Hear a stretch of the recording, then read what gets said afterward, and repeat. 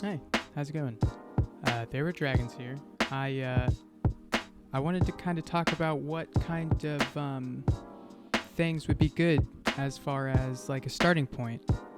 I really think that there's just a lot that goes into it, you know. So I wrote a list. I wrote 10 things that I think is just some really good information for starting out.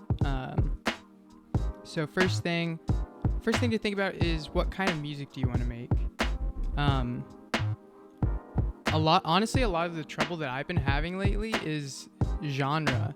Like, I've been really wanting to kind of explore more genres and just get a little deeper into other music and things like that, but it makes it hard, you know. It makes it hard as far as, because, you know, I can hop around to different genres and I can make it, you know, just based on how that genre is supposed to sound. But whenever it comes to the music that I'm like really feeling, the music that I want to like release, all that good stuff, it can make it hard to know what direction you want to go with your own music, if that makes sense. The second thing is just getting started with a DAW. I think understanding your DAW, which a DAW or a DAW is a digital audio workstation. And so that's just basically where you're going to be producing in. So it's like Ableton, FL Studio, Cubase. There's a lot of free ones out there too. Ableton has a free version, Ableton Live Lite.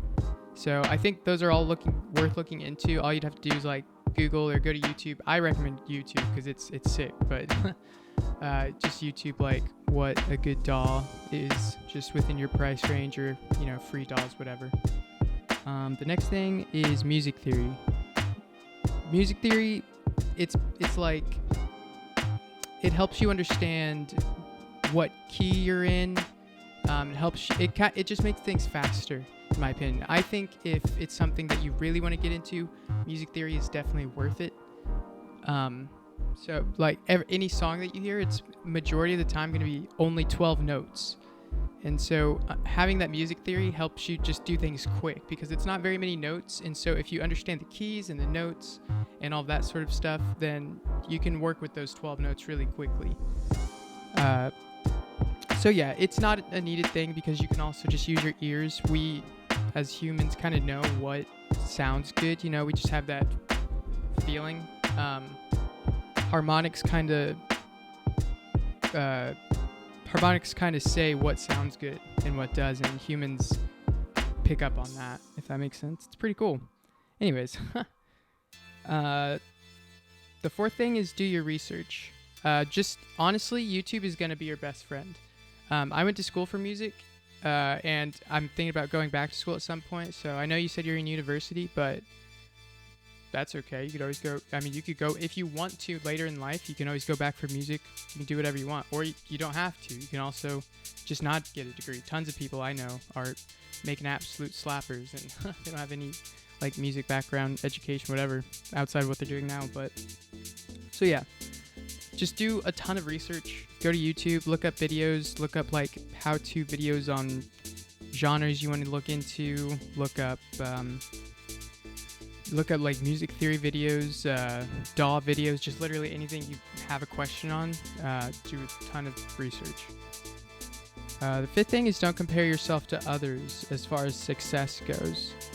The reason I specify that is because it's not good to compare yourself to someone else as far as their success, because it's very hard for us to imagine someone's story. We just see what's happening now, and it's really hard for us to like accurately imagine what they were feeling during their time. It's probably similar to what anyone's feeling, but it's hard to look at someone in success like that, you know? So understand that everyone has their journey. Everyone's had their struggles. Any big names that you see, well, not any, but, you know, a lot. A lot of big names out there that you might see have had just tons of struggles. And, you know, I just think it's not worth looking at success like that, you know. Just look at your own journey for that. But it is important to also compare your music to others' music, maybe as far as quality goes. You know, something that's really good to do is use reference tracks, just to say, hey, does my music have the same kind of sound as this? Am I hearing everything as clearly as theirs? it's, so I would say referencing and comparing like that is good. But as far as your own success goes, I wouldn't compare that. The sixth thing is drum patterns. And the reason I wrote this down is because drum patterns are so important, because you can be putting down tons of sounds. It sounds really good, things are coming together. But as soon as you drop the drums on there, at any point, the song just like, you feel it. You're moving now, the energy.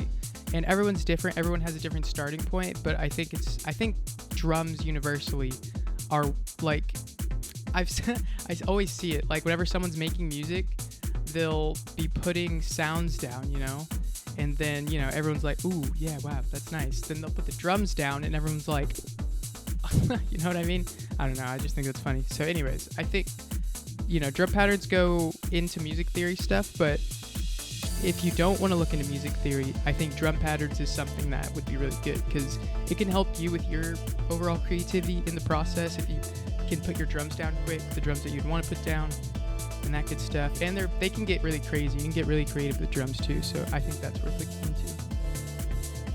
into. Number 7 is mixing. Mixing is super important. I was always taught to mix as you go, because if you wait till the end, it just doesn't sound, it's really hard to go back to what you were imagining, If you mix as you go, you get a better sense of what that song's doing. You get a better sense of how the sounds are interacting with each other, and I honestly think overall it makes you feel better while you're making it too, because you're not just dealing with these garbage sounds that you kind of have to now make sound pretty good. Now you have a bunch of garbage sounds that already sound like they go together. But I think learning how to mix, what mixing overall is, and then mixing as you go is a really important step. So number 8, don't be afraid of your journey. Everyone has a starting point. I think I kind of said this when I said don't compare yourself, but I mean it. Also about not being afraid of your own journey. It can get hard sometimes, because I'm human. Everyone's human. I can say whatever, but I'm always gonna. Sometimes I revert. I revert back into other thinkings, whatever, and so it can make you want to quit. It can make you want to give up. It can make you want to do a lot of things, but you just can't be afraid of it, because at the end of the day, what happens if you keep going, what actually happens? I feel like stopping does a lot worse things than, it does, stopping anything. As far as this kind of thing goes, your own progression, it just causes issues way more than they would if you were to not stop. So why would you stop? I guess that's what I'm trying to say. Anyway, sorry, that was a whole just word vomit. Number 9 was just listen to lots of music. Just listen to the music you like. Get a vibe of what's happening. Really be listening to the sounds. The more you understand how to produce music, what all the sounds are doing, you can start hearing a lot more individual sounds. I listen to music a lot differently now than I did before. It's like music sounds differently, but it's pretty cool. But yeah, just pay attention to what the artists you like are doing with their music, and just be listening very closely to, all the sounds and the rhythms and the grooves and all that stuff, melodies. And number 10 is to just simply start. You can keep doing research, you can keep doing whatever, but at the end of the day, if you're not making music, you're only learning, then you're still just not making music. So don't be afraid to just get in there and start putting notes down, like I said, there's only 12 notes. Just go to Google, look up key, and then, because some of them have pictures of piano rolls, so you can, just do that, and then just kind of be dragging the notes in there. Watch videos on the DAW that you want to go into. If you have any questions on DAWs, don't be afraid to ask me, because I have quite a few. I can help you out with FL, Ableton, Logic, and Pro Tools. But yeah, I think those would be good places to start, because at the end of the day, I could say go look into DAWs, download a DAW, and just start messing around with notes. But I think if you do a little bit of prep work before you get into that, and then you also don't hesitate getting into that, it can set you up to do something pretty cool. I don't know.